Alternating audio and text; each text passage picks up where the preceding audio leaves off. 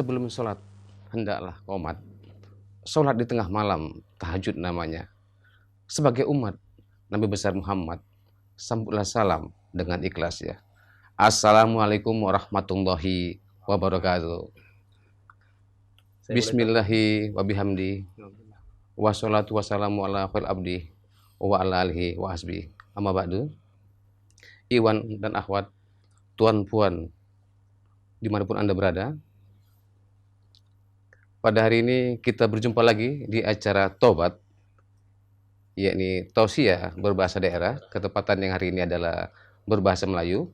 Ya, kita sudah ditemani oleh cikgu kita, yakni ada Tuan Haji Muhammad Arifin Marpaung. Ya, Assalamualaikum Tuan. Waalaikumsalam warahmatullahi wabarakatuh. Ini paling tidak Tuan kita sampaikan kepada pemirsa Radio Rasyil. Ya, paling tidak ada pantun lama lebih kurang.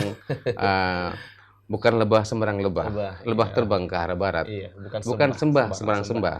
Sembah kita ucapkan kepada pemirsa dan peminat Radio Rasyil di acara Tobat. Acara Tobat ini cukup hebat, betul. Saya tambahkan sedikit pantun yang lama. Silakan Tuan Haji. Daun salam di atas peti. Saya. Pohon nanas masak sebiji. Saya itu. Salam kita ini perintah Nabi.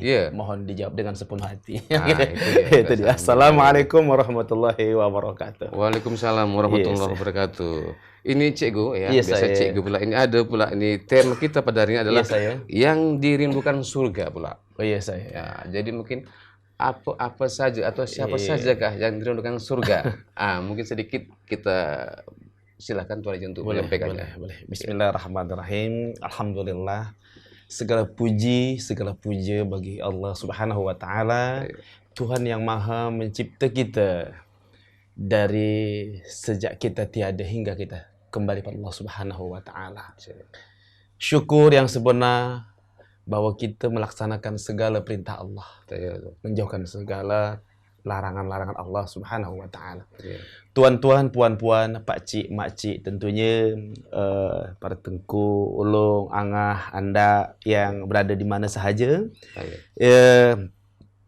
Yang tentunya yang tua kami minta dengan petuanya, tentunya yang muda kami minta dengan dari nasihat-nasihatnya juga. Betul. Petatah potitih orang tua-tua lama kepada yang berilmu kita berguru. Betul sekali. Jadi hari ini bersama kita membahas suatu tema yang cukup menarik agaknya. Cukup menarik. Agar kita faham makna sebenar siapa sahaja yang sebenarnya orang-orang yang dirindukan oleh surga. Betul sekali. Kalau cerita pasal surga, Ikhwan fillah, pasti semua kalau ditanya pengen tak kalau nak masuk surga? Ya enggak pula. Awak pun enggak pula. Sekarang ya. Tapi tema kita kali ini beza sedikit. Bahwa yang nak masuk surga bukan kita sahaja, tapi surga yang sangat nakkan kita. Surga merindukan kita. Jadi, kalaulah kita nak masuk surga, itu biasa. Tapi ini surga yang merindukan kita. Ini yang kita nak tahu, nak cari. Siapa sahaja nih yang mereka yang boleh masuk surga ni.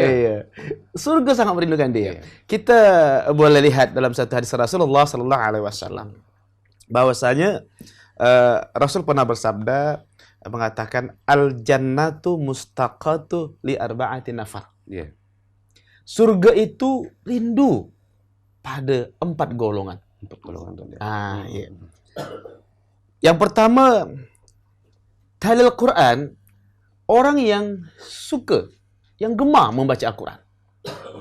Yang pertama. Yang kedua adalah hifzul lisan. Orang-orang yang senantiasa menjaga lisannya. Dan yang ketiga adalah mut'imul ji'an, adalah orang-orang yang suka memberi orang-orang makan bagi orang-orang yang lapar, orang bersedekah, bagian. Terus yang keempat, man shoma Ramadan, orang-orang yang berpuasa di bulan Ramadan. Tuan-puan di mana sahaja berada, kita urutkan satu persatu. Yang pertama sekali adalah yang tadi orang yang suka membaca Al-Quran. Orang yang suka membaca Al-Quran, subhanallah, kalamullah adalah lafzul murakkabu, adalah tutur yang tertib. Kata-kata Allah yang teratur. Yang mana dalam Al-Quran bahasanya subhanallah. Kalau Cik Alek nak tahu bahwasanya kalau sejarah pantun kita orang Melayu tu itu sebenarnya daripada Al-Quran. Oh, iya saya. Cuba balik belakang sikit, cuba buka-buka Al-Quran tu. Di mana ujung-ujung kalimat daripada Al-Quran tu semuanya ada macam pantun. Ya, beratur. ada aturan. Jadi saya ambil contoh umpama a'udzubillahi minasyaitonirrajim. Bismillahirrahmanirrahim. Qul a'udzu birabbin nas, malikin nas, ilahin nas. Ini makna semuanya kayak macam pantun. Betul. Kan? Sudah beratur. Ada teratur. Alam nasrah laka sadrak wa wada'na anka wizrak. Betul. Ladzi anka dhahrak dan seterusnya. Subhanallah, bahasa Al-Quran sangat merdu. Di sini surga sangat merindukan orang-orang yang membaca Al-Quran. Kenapa? Huwa sifaul linnas. Al-Quran itu banyak faedahnya. Yang mana boleh membuat hati kita tenang. Ya kan? Orang yang membaca, mendengarkan, subhanallah, mendapatkan pahala. Ya. Man qara harfun min kitabillah falahu asal khairan. Satu huruf sahaja kita baca Al-Quran itu pahalanya, ya Allah, 10 kebajikan. Satu huruf sahaja. Ana lam aqulu alif lamun harfun. Saya tak kata Allah bahawa alif lam itu sehuruf. Walakin alif harfun, lam harfun, mim harfun, alif sehuruf, lam sehuruf, mim sehuruf. Jadi 3 huruf kali 10, udah 30 pahala. Subhanallah. Ya, ini memang motivasi kepada kita, jangan sampai kita leka kepada membaca Al-Quran. Hari ini Cik Alek ya, tuan-tuan puan-puan semua, para pendengar Rasil di mana sahaja berada, bahawa hari ini kita sangat muskil sekali bahwasanya orang kebanyakan lebih membaca kepada gadget, SMS, WhatsApp. Ini yang sering jadi kita sangat sedih ya. Orang lebih sering membaca Al-Quran, lebih sering membaca yang lain selain Al-Quran. Kemana-mana bawa handphone, mana-mana bawa ya Allah, buku-buku yang kita agak tidak penting. Tapi subhanallah, kalau Al-Quran, ya Allah, pahalanya begitu banyak, syafaatnya. Dalam satu kajian, bahwasanya dalam satu hadis Rasulullah SAW, itu dari Sa'id bin Sulaim radhiyallahu anhu, Rasul pernah bersabda, tiada penolong yang lebih utama. Ketika kamu kembali kepada Allah di hari kiamat, bukan orang tua, ibu bapa, bukan nabi, bukan malaikat dan bukan yang lainnya. Nanti Al-Quran akan datang pada hari kiamat. Bahkan sebelum kiamat, masa maut kita menjemput, Al-Quran akan berwujud seorang manusia. Dia akan menghampiri kita, membantu kita melantunkan kalimat La ilaha illallah Rasulullah. Membantu kita. Dan sampai kita mengkafankan, dia duduk dekat kita ketika kita sedang dikafankan. Memandang kita. Sampai ke kubur. Dia bersama kita, Al-Quran. Lalu malaikat bertanya, "Wah, ini siapa?" "Saya adalah yang selalu dibaca oleh makhluk ini, oleh hamba Allah ini." Sampai di kubur, ditemani oleh makhluk yang berwujud daripada baca Al-Quran kita tersebut. Subhanallah. Dan subhanallah, menemani kita sampai menuju hari kiamat. La haula wala quwwata illa billahil azim. Inilah salah satu dari kemuliaan Al-Quran. Jadi sikit cikgu, paling tidak kita minta kepada pendengar ataupun pemirsa Radio Rasyid, kalaupun kata pantun, ibarat pakaian pula disimpan dalam lemari. Kita harapkan membaca Al-Quran. Setiap hari lebih digemari. Paling tidak ke depan biar lebih semua umat Islam gemar membaca Al-Quran. Itu di poin pertama tadi. Jadi ada pula poin kedua. Yang kedua. Ini orang yang menjaga lisan. Jadi berbicara, bertutur baik, bahasa yang baik. Silakan. Yang kedua namanya hifzil lisan. Menjaga lisan. Subhanallah. Sahabat-sahabat, puan-tuan di mana sahaja berada, bahwa cuba kita fikir, kenapa Allah menciptakan lidah kita di dalam tengkorak kepala kita? Cuba lihat. Kalau mata dekat luar. Kalau kuping dekat luar. Bibir, mulut, hidung dekat luar. Tangan semua. Tapi panca indera kita, lidah, itu letak dekat dalam. Ditutup dengan gigi. Ada lagi bibir. Penghalang. Makna yang tersirat. Dan bahkan tersurat. Hati-hatilah berkata-kata. Hati-hatilah berujar. Lidah, subhanallah. Kalau sembilu mengenai tubuhku, masih dapat obat ku cari. Tapi kalau lidah mengenai hatiku, kemana obat akan ku cari? Tentu terbawa sampai mati. Sahabat tuan dan puan, lidah. Dengan lidah merupakan jembatan manusia kepada Allah Subhanahu wa taala. Dengan lidah manusia boleh jadi manusia yang mulia. Tapi sebaliknya, dengan lidah manusia akan menjadi makhluk yang paling bejat. Kal an'am, seperti binatang. Balhum adal, seperti binatang. Karena tidak pandai menggunakan lidahnya.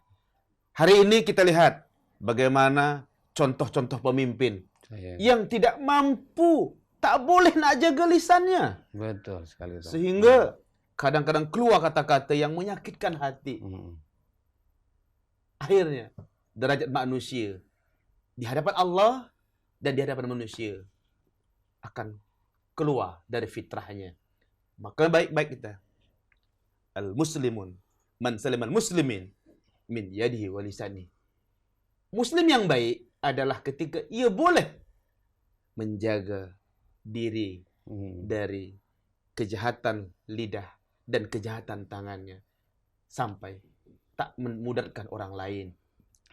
Itulah orang Muslim yang baik. Kita kena jaga lisan dengan baik. Dia berkata-kata tutur yang baik. Insya Allah kita akan dapat keberkahan. Betul, paling tidak ada ibarat kata pantun lama belah ke Sungai Bilah mencari ilalang. Hati-hati dengan lidah, bisa tajam seperti pedang. Jadi salah berbicara, bahaya pula. Mulutmu harimau. Itu ada pepatah kata. Baik, cikgu, poin kedua tadi. Itu yang kedua, lisan. Jadi sedikit ada poin ketiga pula ini mengenai paling tidak bersedekah pula. Muta'imul laji'an artinya orang yang suka memberi makan.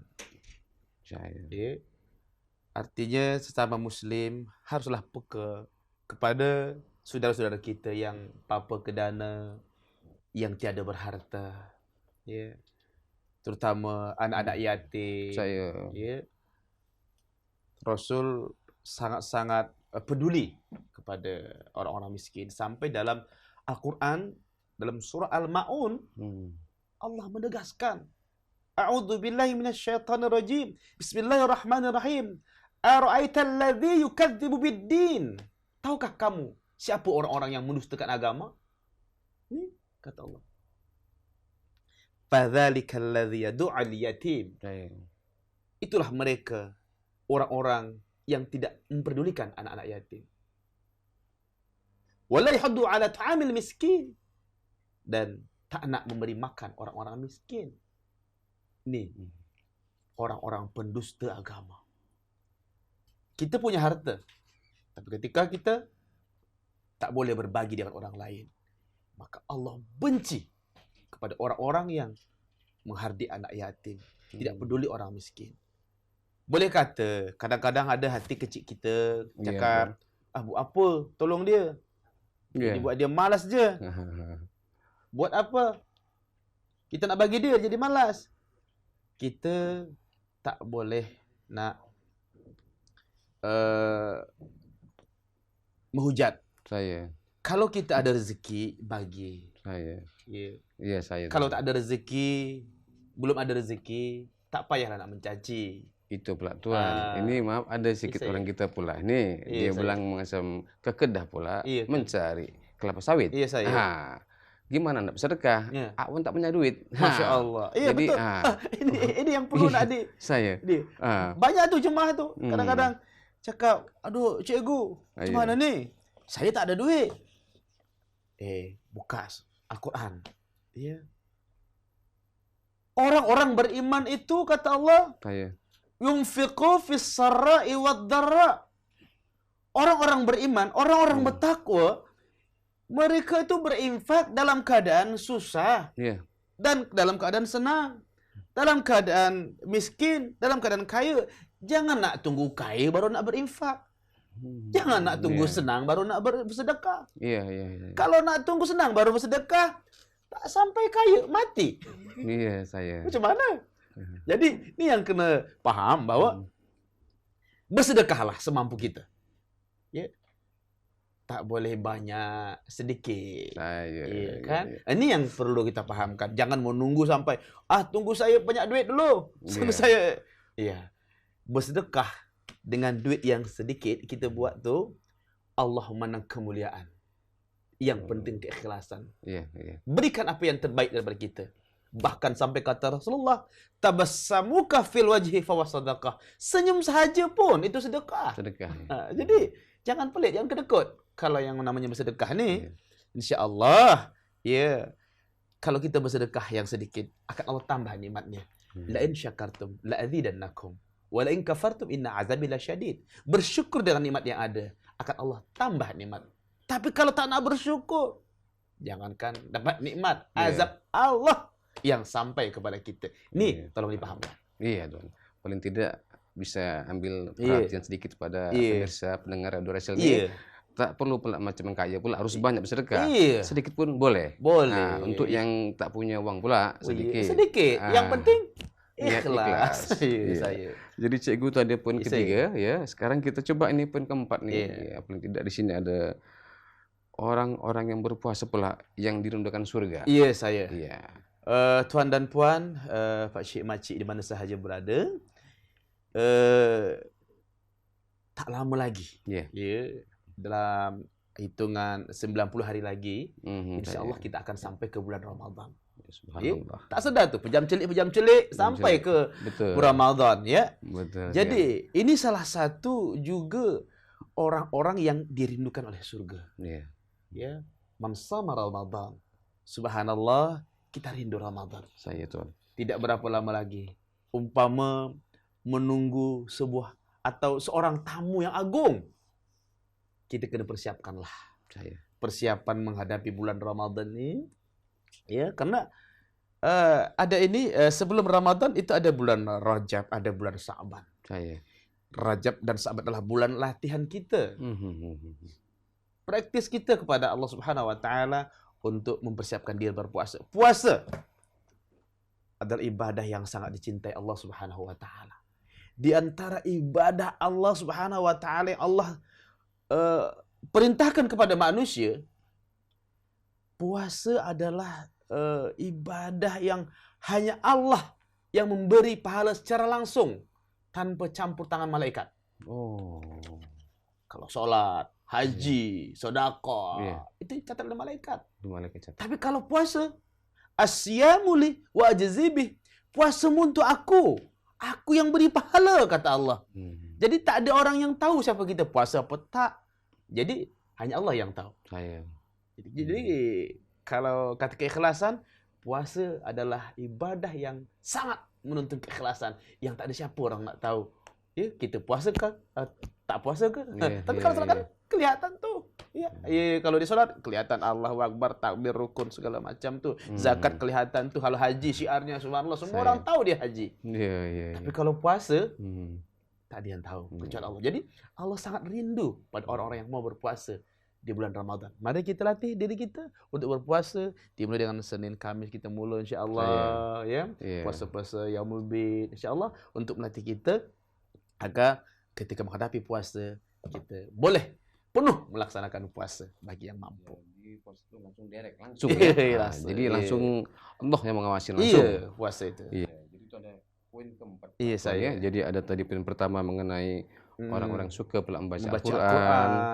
Kedua pula orang-orang yang pandai menjaga lisan. Iya, Kemudian yang ketiga orang-orang yang bersedekah. Bersedekah, Dan terakhir tadi poin keempat orang-orang yang berpuasa di bulan Ramadan. Jadi Tuan ada 4 poin ini. Jadi sebelum nanti kita membuka talian kepada pemirsa, ya, Radio Rasil ini, tidak mungkin ada rangkuman lebih besar Tuan, biar lebih menyatukan dari keempat ini. Iya, kira-kira yang dirundukan surga adalah orang-orang seperti lebih kurang mungkin sedikit Tuan. Tambah lagi keterangan lebih. Iya saya. Tuan dan puan, pakcik makcik di mana sahaja berada, inilah tuntunan Rasulullah SAW yang kena buat perhatian lebih agar kita pertama fokus kepada Al-Quran. Fokus kepada Al-Quran. Jangan melupakan Al-Quran.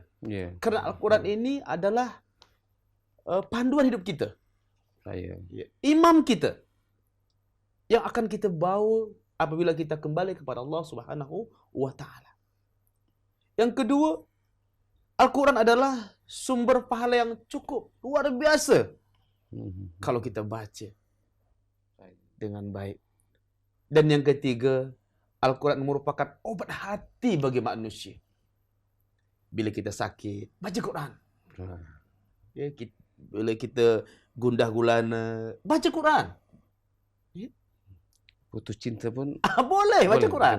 Putus cinta ke apa? Boleh, ya Allah. Jadi Quran ni dibawa ke mana sahaja. Subhanallah, luar biasa. Buat apa? Kalau ada acara kematian, bagus. Perkahwinan, bagus. Iya kan?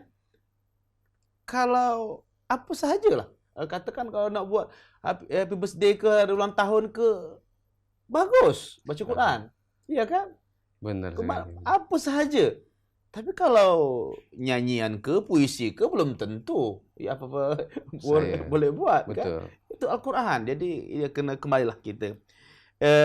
Kita belajar tajwid. Kita belajar dengan baik. Cara membaca Al-Quran dengan baik. Jangan salah. Kenapa? Karena salah satu huruf kita baca itu akan ada dosa buat kita. Saya betul. Belajar. Jangan malu, jangan segan belajar Quran. Itu ya yang pertama tadi. Yang kedua tadi adalah menjaga lisan. Iya, hifzul lisan ya, menjaga lisan kita. Hati-hatilah bicara. Ada satu syair tu waktu saya kecil-kecil dulu. Mak saya tu kalau dia nyanyi, dia buat macam ni. Lagu dia.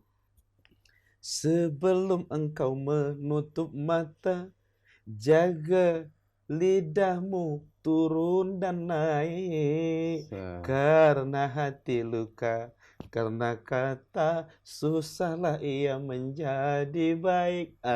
Itu boleh saya ingat lagu tu. Kita kena jaga hati kita. Karena kalau dah lidah melukai hati kita, itu boleh bawa hingga ke mati. Orang takkan lupa. Hanya kata-kata yang sedikit. Susah sekali. Mari jaga lisan kita, jangan sampai buat orang kecil hati dengan kata-kata kita. Tersinggung dengan kata-kata kita. Membuat panggilan-panggilan tak baik dalam Quran. Lisan. Hati-hati lisan. Makanya lisan letak kat dalam fakul khairat aw liyasmut. Tak boleh ngomong cakap yang baik-baik, diam sajalah. Lebih baik diam pula ya. Lebih baik diam. Itu kata Rasulullah itu. Dan yang ketiga tadi bersedekah Tuhan. Bersedekah, memberi makan orang-orang yang kelaparan. Sekarang ni kita lihat di mana-mana kadang-kadang kita lebih kawan-kawan kita ada yang kurang. Kita kena buat perhatian lah karena sesama hablum minan nas kita jaga dengan baik. Duribat alaihimuz zillah ainama suqifu illa bihablin minallah hablin minan nas. Akan Allah timpakan bencana bagi kamu di mana sahaja kamu berada apabila kamu tak nak jaga silah hablum, hubungan kepada Allah Subhanahu wa Ta'ala dan hubungan kepada sesama manusia. Kita boleh kadang berangkat haji umrah berkali-kali. Tetapi ada anak saudara kita, anak jiran kita, makan pun tak cukup, sekolah pun tak cukup. Ini adalah orang yang dibenci Allah Subhanahu wa taala. Kan hablum minanas. Belum betul. Berulang kali pergi umrah, pergi haji. Dan terakhir tadi, ini ada berpuasa di bulan Ramadan. Kita berdoalah. Mudah-mudahan umur kita sampai ke bulan Ramadan. Amin. Kita doa, Allahumma balligh umuri fi syahri Ramadan. Ya Allah, sampaikan umur saya ke bulan Ramadan. Itu dia, Tuan. Mudah-mudahan ya. Ya, Tuan, terima kasih banyak, Tuan. Belum kita sambung, ada sedikit mungkin ada mau kita sampaikan kepada pemirsa, paling tidak ikhwan dan akhwat, tuan-puan, para pemirsa Radio Rasil, ya, ada bantuan lama, dibeli pula pensil, dibeli pula kuini. Iya, kepada peserta atau pendengar Radio Rasil, kita break dengan yang satu ini. Sila-sila.